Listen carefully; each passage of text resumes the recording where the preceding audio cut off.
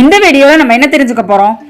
நம்ம இந்தியாவில் தமிழ்நாட்டில் பார்த்தீங்கன்னா கறி அப்படின்ற வார்த்தையை பயன்படுத்திட்டு இருக்கோம். அதுவும் தமிழ்நாட்டில் பார்த்தா காய்கறின்னு வெஜ்ஜை சொல்லுவாங்க, நான்வெஜ்ஜை கறின்னு சொல்லுவாங்க. இந்த கறின்ற வார்த்தை எப்படி வந்துச்சு? 15ஆம் நூற்றாண்டில் பார்த்தோம்னா, அதாவது கிபி 1500 வரைக்கும் சாப்பாடுல காரத்துக்கு மிளகாய் பயன்படுத்துற பழக்கம் கிடையாது.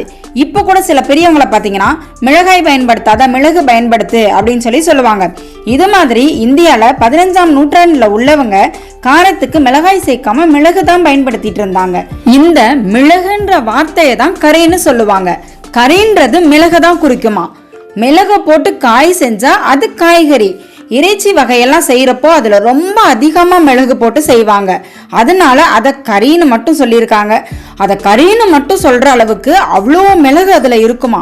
அதனாலதான் காய் இறைச்சிய காய்கறி கறி அப்படின்னு சொல்ற பழக்கம் வந்துச்சான். ஒரு காலத்துல தமிழ்நாட்டுல வேலை பார்க்கறவங்களுக்கு கூலியா கொஞ்சம் அரிசியும் உப்பும் கொடுக்கற பழக்கம் இருந்துச்சு.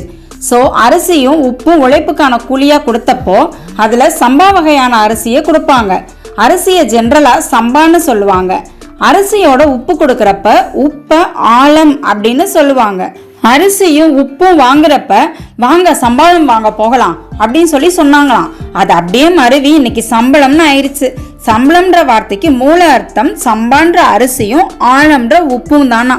ஆனா இன்னைக்கு சம்பளம்ன்றது பணமெல்லாம் ஆயிடுச்சு. திருமணம் அப்படின்ற வார்த்தை எப்படி வந்துச்சு? இப்போ ஒரு பூவில் இருக்க வாசம், அந்த நறுமணம் சொல்லுவாங்கல்ல, அது ரொம்ப முக்கியமானது.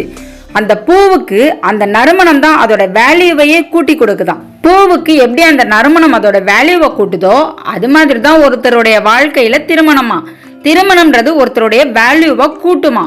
அதனால ஒரு மரியாதைக்குரிய வார்த்தையா திரு அப்படின்றதோட மனம் அப்படின்றத சேர்த்து திருமணம் அப்படின்னு ஆயிடுச்சு. இந்த வீடியோ உங்களுக்கு பிடிச்சிருந்தா லைக் பண்ணுங்க, ஷேர் பண்ணுங்க அண்ட் மறந்துடாம சப்ஸ்கிரைப் பண்ணிருங்க.